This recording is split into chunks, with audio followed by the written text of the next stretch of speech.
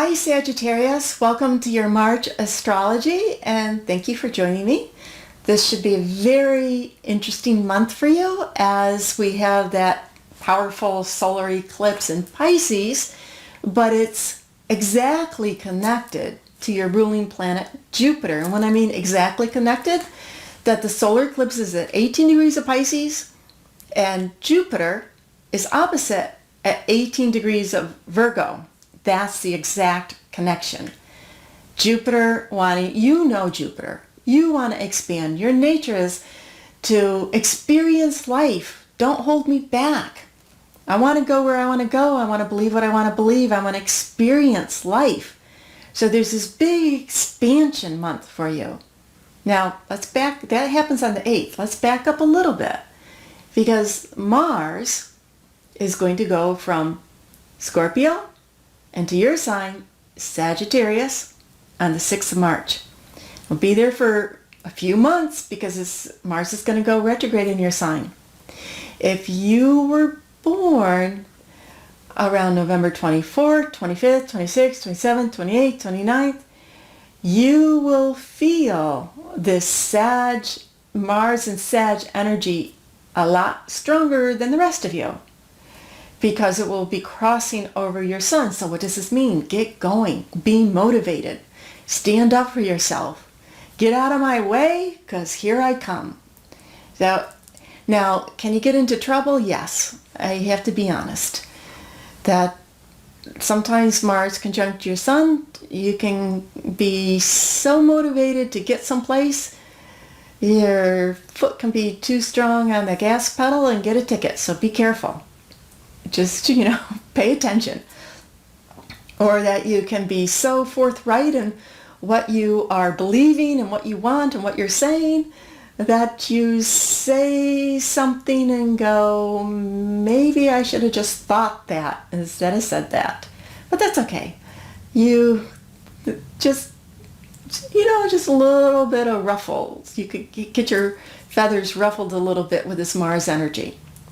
But it's really strong for motivating yourself, getting yourself moving. If there's been something you've been wanting to do, that urge is like a volcano coming up. I'm just so ready. Now, it doesn't necessarily mean to turn your world upside down completely. Not necessarily that. Perhaps if you were born December 6th, 7th, or 8th, then you could feel that I'm ready.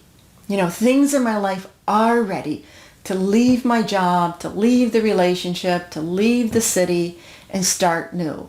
But for some of you, it could be if you jump too soon, listen to your intuition. And there's no mistakes. You can always start again. But sometimes starting over and over again, it can get costly. And not to let it disappoint you. Okay. The solar eclipse on the 8th, as I said, it's very powerful with your ruling planet, but what's the general message here is to basically, I want to say, quit complaining, no more suffering. Pisces is in Pisces, and Pisces is wants compassion and understanding and the concept of the bigger picture. But there is a side of Pisces that can get caught in suffering. It's like, oh, why did this have to happen? Sometimes we don't know the answer why. We want to, but sometimes there is no answer. Sometimes things just happen.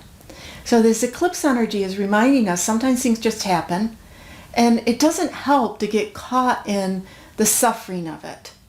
It helps when we can it is about putting things in the past, learning from anything that perhaps didn't turn out the way we wanted it to, moving forward and putting our focus on the presence and the opportunity in the present and the opportunity to the future that we want.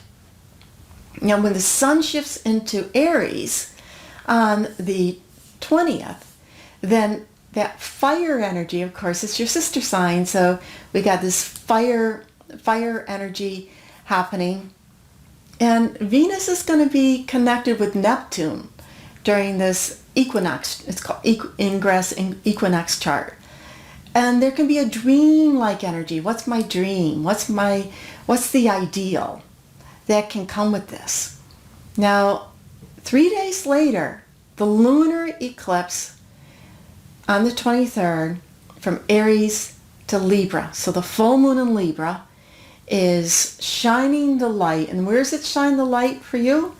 It's shining the light between friendship. Who are my friends? Where do I feel connected? Where do I feel I belong? And romance. And there can be something that comes up by the end of the month where it's like a friend might move into a lover position. Or, will we be lovers or are we friends?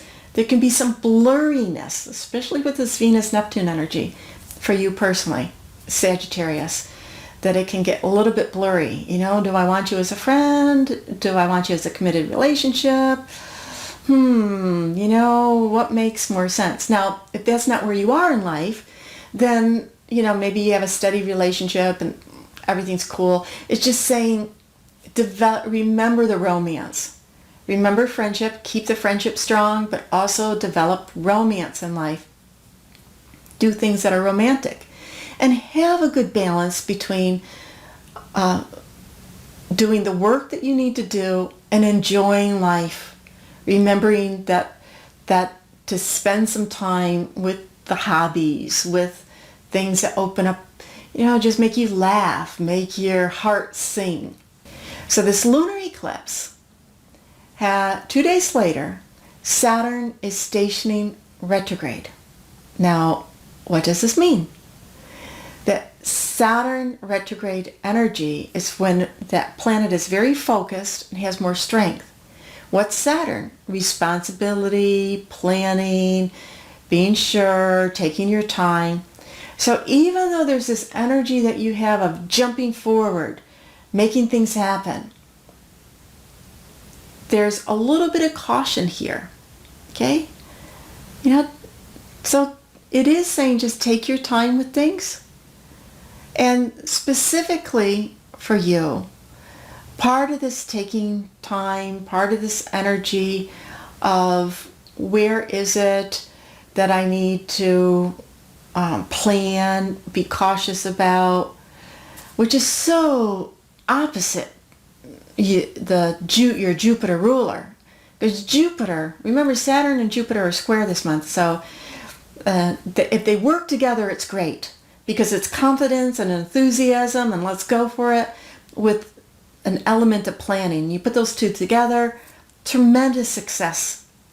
But since Saturn is in your sign, remember, and it's going retrograde, the caution or the planning or the taking a little bit of step back is about making sure that this change that you can desire to make, that you can jump forward for in your future, really is what you want to do, is really what feels right for you. So thank you very much for tuning in. Have a great month of March and namaste.